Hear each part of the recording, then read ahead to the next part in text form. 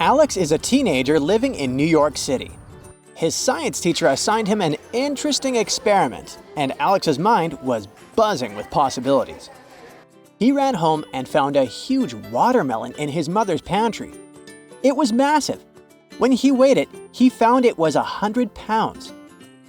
He found out everything he needed about watermelons. But the most important information was that watermelons were generally 99% water. For the experiment, he left the fruit drying out in the sun for a few days.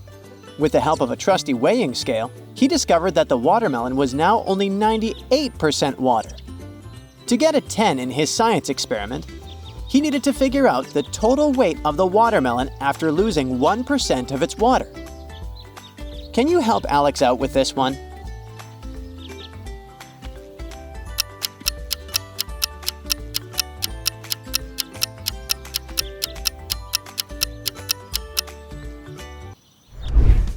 Here's the deal. At first glance, this riddle sounds like a piece of cake.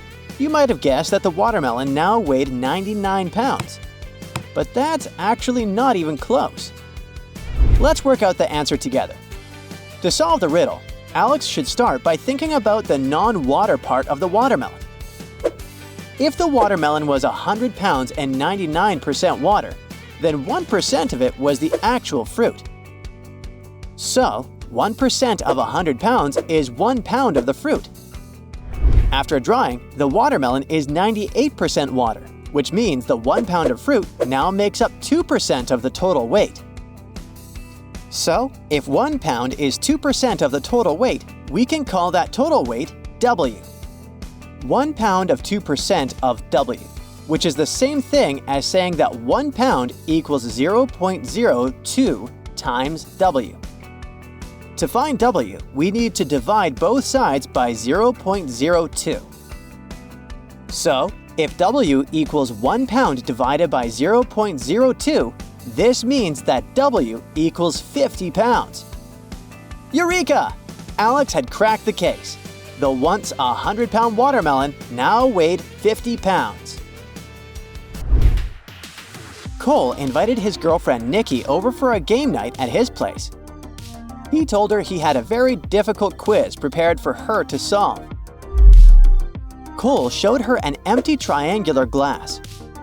He grabbed some orange juice and asked her when the glass would be closest to full.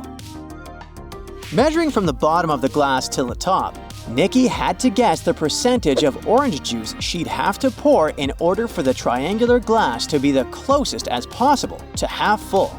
If you had to guess without any calculations, what would you say?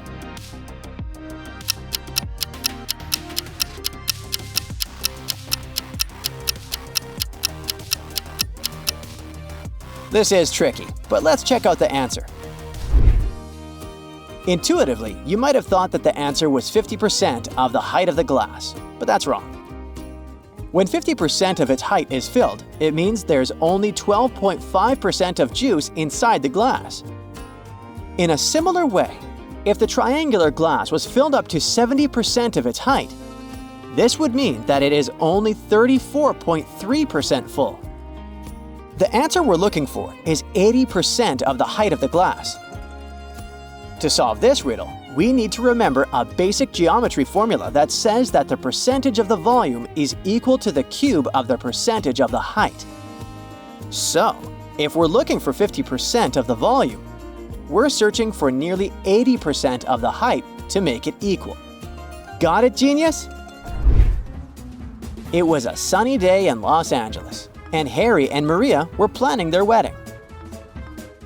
Maria was very nervous because she couldn't figure out the seating chart for their wedding. They had 100 guests and had to distribute them around. To lighten up the mood, Harry remembered an old, difficult-to-solve riddle that would definitely take Maria's mind off things. He asked her if she could figure out the mathematical equation needed to get the number 100 out of 4 nines. She could use the simple things such as addition, subtraction, division, and multiplication. The important part was that she got the number 100 out of it all. Can you help Maria out?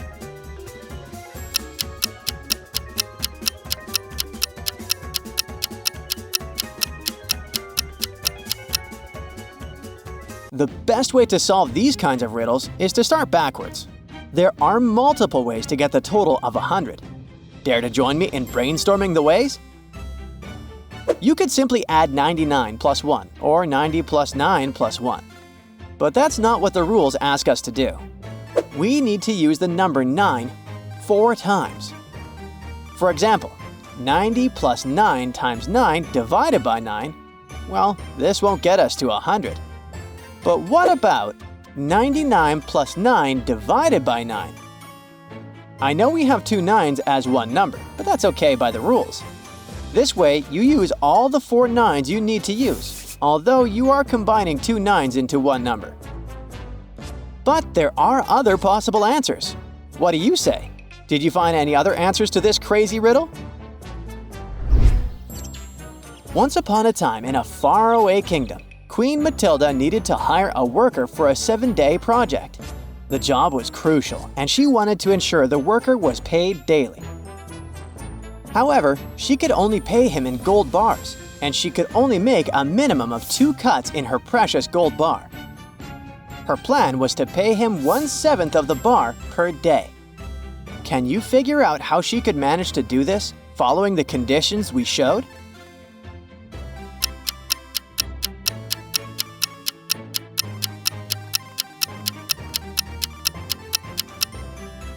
Well, Queen Matilda is a very intelligent woman, so this is how she worked it out.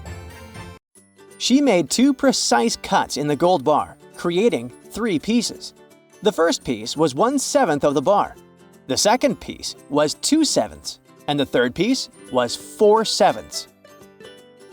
On the first day, the worker finished his shift, and Queen Matilda handed him the 1/7 piece.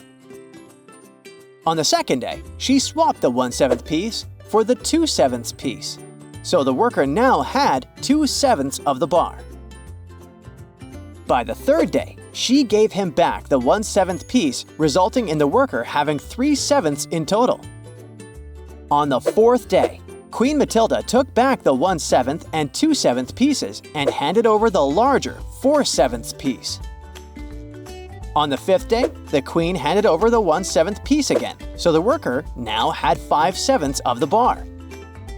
On the sixth day, the Queen took back the 1/7 piece and gave him the 2/7 piece, resulting in the worker having 6/7 of the bar. Finally, on the seventh day, the Queen handed over the last 1/7 piece, completing the full bar payment. And that's how Queen Matilda managed to pay her worker every day with just 2 cuts in the gold bar. Brilliant, right? Way to go, Queen M! Jake is on a bus, heading to visit his parents for the weekend. On another bus, coming from the opposite direction, is his brother, Max. Both buses are barreling down the road towards each other, each cruising along at 40 miles per hour. They started out at 40 miles apart. The brothers have been texting each other about their journeys, eager for the family reunion. As Jake stares out the window, he notices a little bird flitting around.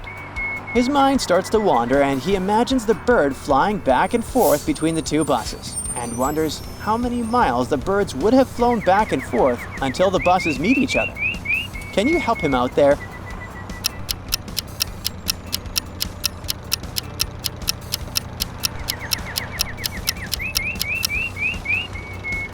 First, Jake figures out how long it will take for the buses to meet. Since both buses are driving at 40 miles per hour, their combined speed is 80 miles per hour. With the 40-mile distance between them, he divides the distance by their combined speed. 40 divided by 80 equals 0.5 hours, or 30 minutes. Next, Jake turns his attention to the bird. He guesses the bird is flying at 50 miles per hour.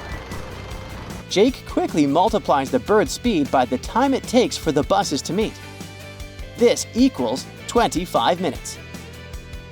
So, by the time the buses meet, the little bird will have flown 25 miles. Yikes! That's it for today. So hey, if you pacified your curiosity, then give the video a like and share it with your friends. Or if you want more, just click on these videos and stay on the bright side.